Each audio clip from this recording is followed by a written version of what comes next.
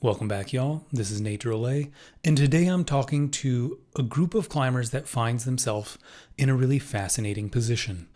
On one hand, these are the group of people who are most convinced that they are plateaued. They're the ones who feel like they've done the most work to really pick the low-hanging fruit, and they're not really sure how to progress from here. On the other hand, this is also the same group that I would argue has the most potential for growth. They have the most opportunities available to them in this moment. And this is advanced climbers. Just because this is the group that has the most opportunity to get better doesn't mean that it's the easiest. When you were a beginner climber, you just had to show up and be excited and you got better. As an intermediate climber, you just needed to keep showing up and not avoid the things you were objectively bad at. As long as you didn't avoid those things, you would keep improving. And while there are a lot of methods to improve as an advanced climber, I would say it's a lot harder now than it has been in the past. There are greater choices, but there's also a greater difficulty that comes with them. I think this is such an exciting time to be a climber, though, because you've now put years in to understanding climbing both physically and conceptually.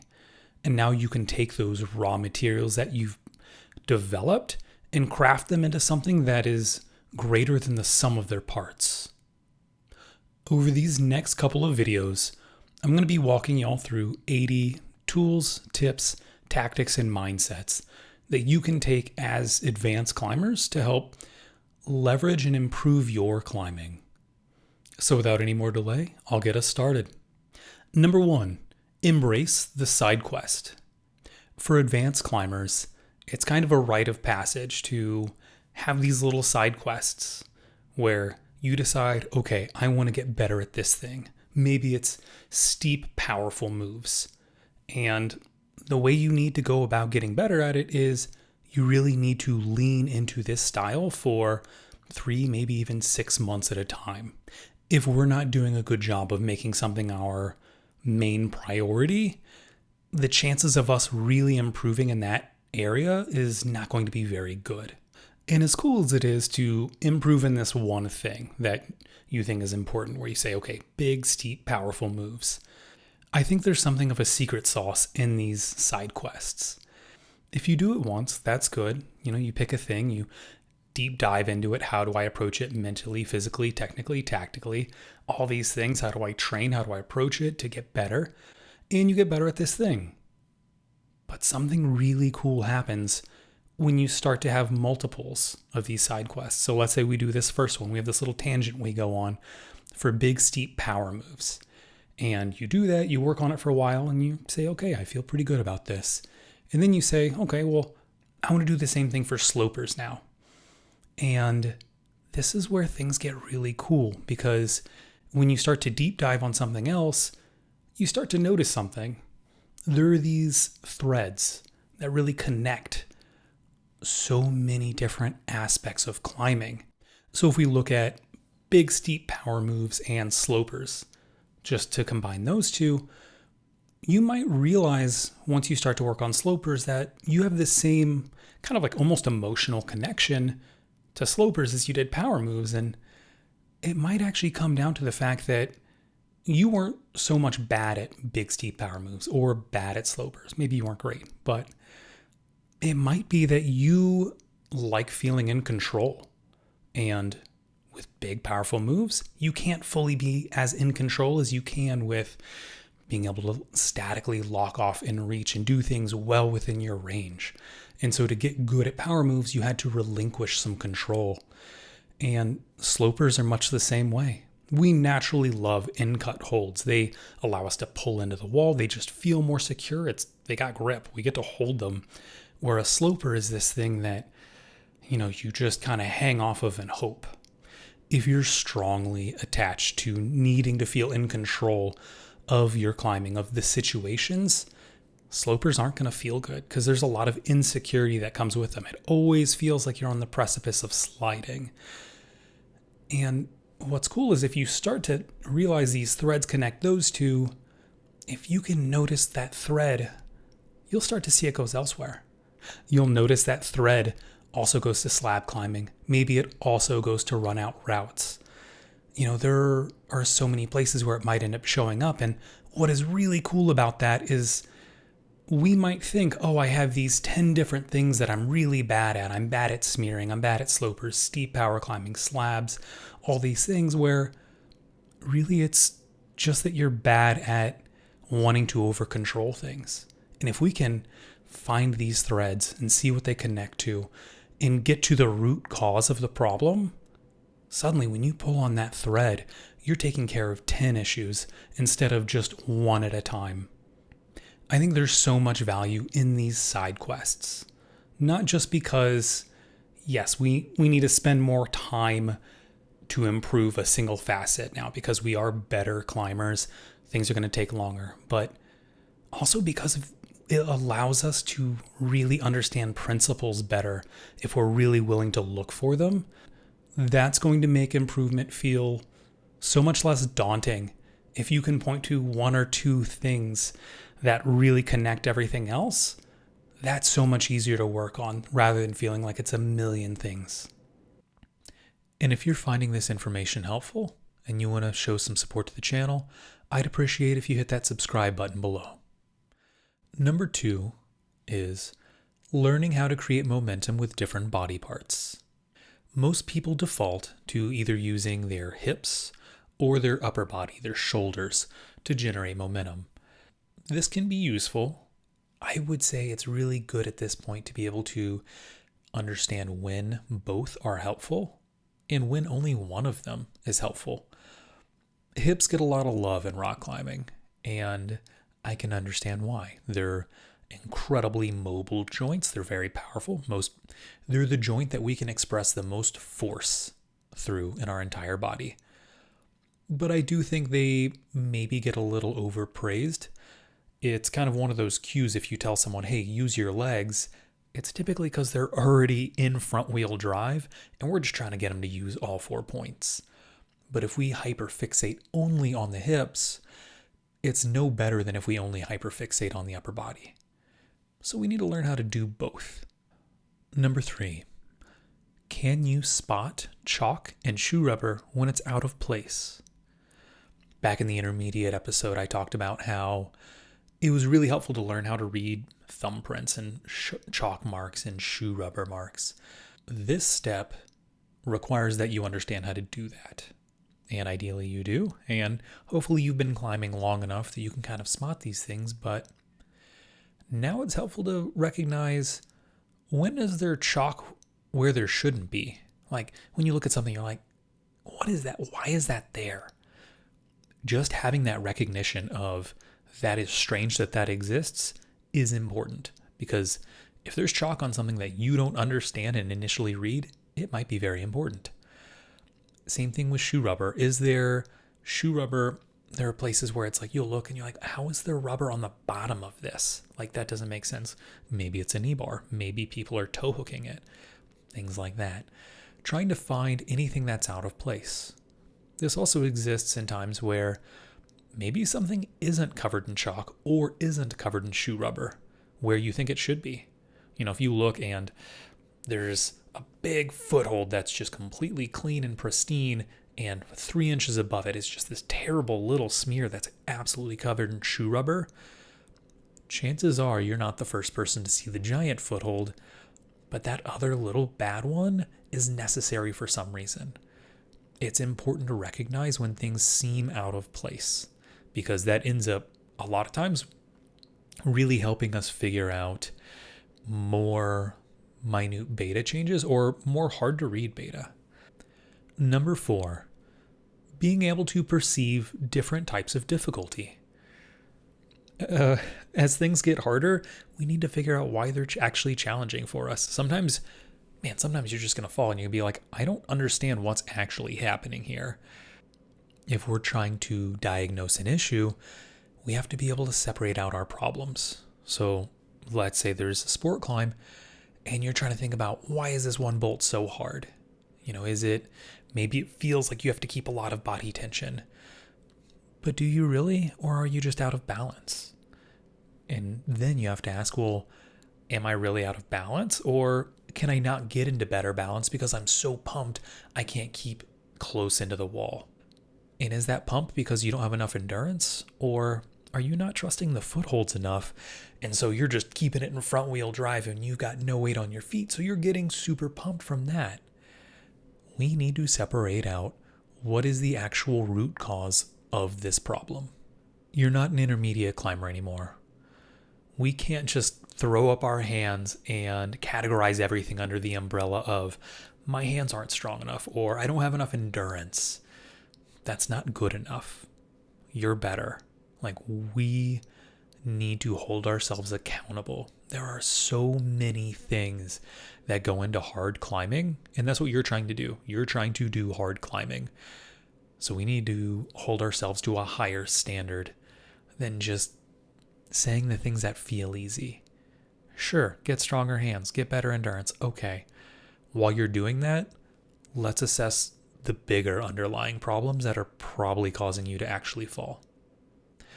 Number 5, learning how to develop and use different grip positions for energy conservation. So I absolutely love this one. And this one boulderers might not really get, but if you're a sport climber, I can guarantee you've intuitively realized this at some point. And this is like kind of common knowledge among people who sport climb a lot. I will go ahead and say there's zero research on this, and I wouldn't hold your breath waiting for it. So I'm going to tell you what anecdotally I've seen and what I think a lot of the larger climbing community has seen as well. Generally speaking, the more open-handed your grip is, the less quickly we get pumped. From my experience as a coach, I've seen that different grip positions can kind of serve as different fuel tanks in a lot of ways. So, full crimping, half crimping, open hand. For a lot of people who are only strong at one, using any other grip position will feel really hard and they'll get very pumped initially. So we see this a lot in people who just fist crimp everything. The second they open hand, they just blow up and fall off the wall. And that's not because open hand isn't efficient, it's because they are so weak in it. They need to develop enough requisite strength in this grip position to be able to effectively use it. And once they do, they're going to realize it's going to completely change the way that they sport climb. The way I break down these different grip types is front 3 drag. That is just the absolute be all end all of endurance grips. You can drag and hang on things for an eternity. 4-finger open tends to be a little more powerful, gets pumped a little bit faster. Half crimp, if you can get this strong enough so that whenever you hit really small crimps, you don't absolutely have to fist crimp them, and you can grab more of them this way, what that does is it saves more energy for later in the route, so that when you do get to really nasty crimps, you can lock down into a full crimp and have the energy for it. Full crimp seems to be the second most fatiguing grip position as far as how fast it makes you pumped. The last one, and I could be way off on this, but this seems to line up true, is pinching. I can't exactly explain why, but for some reason pinches just completely blow people apart more often. We also, fortunately, you don't have to pure pinch that often, even with tufa routes. Realistically, you're laying them back. Like if you're just climbing a, fireman's pole tufa straight on, don't. The last thing I'll say on this subject is learning how to use some sort of constrictions or crack techniques is the ultimate grip type for endurance. If you can learn how to finger lock or just learn how to hand jam, y'all, it's so easy. If you learn how to do that, I will take a hand jam over a knee bar rest any day. It is so much more passive and relaxed for my full body. It's like cheating, and if you get decent at them, they're everywhere. Number 6, using and developing different grip positions for more power and control on the wall.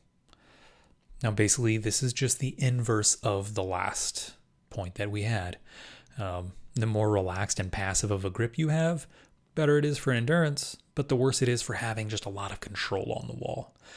So if I fully close crimp something, my ability to pull out and draw myself in is fantastic. Same thing, pulling straight down is going to be really good with a full crimp compared to if I'm open handing.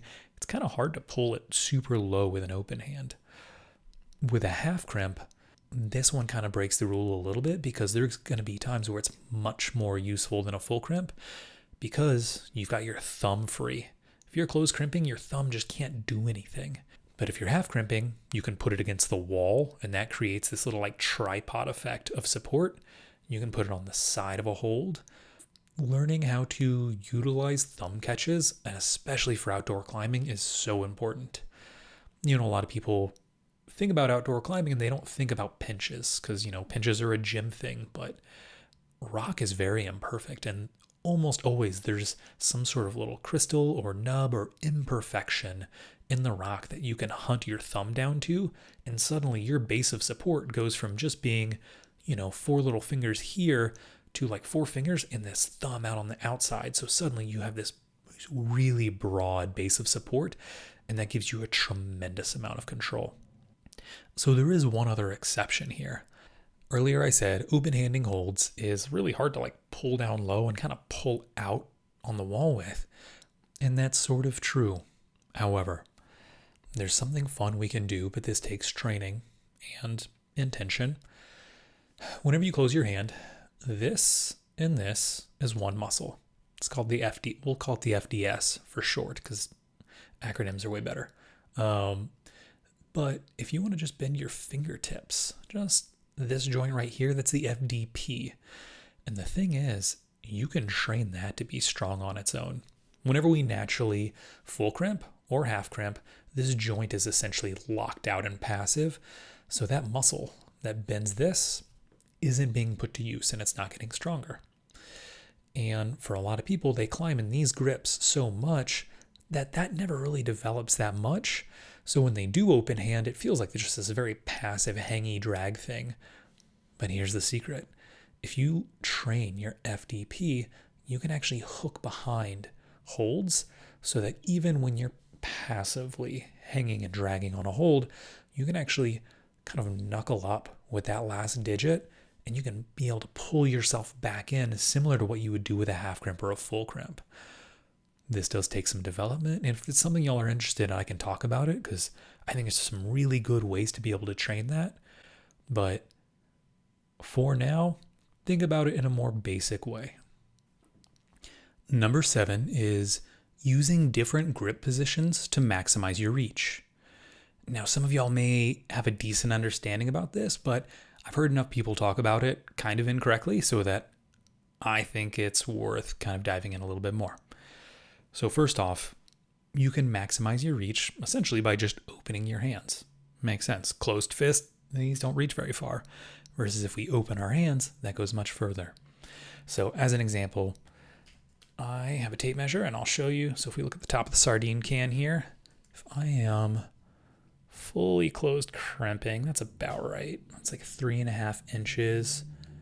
If I go to full open, it ends up getting down to about 7.5 inches or 6.5 inches. So that's 3 inches of reach per hand just by opening and closing my hand, which is amazing. If all you have to do to get 6 more inches of wingspan is go from being double full crimped to double 3-finger drag, that is more than enough reason to add this grip into your repertoire.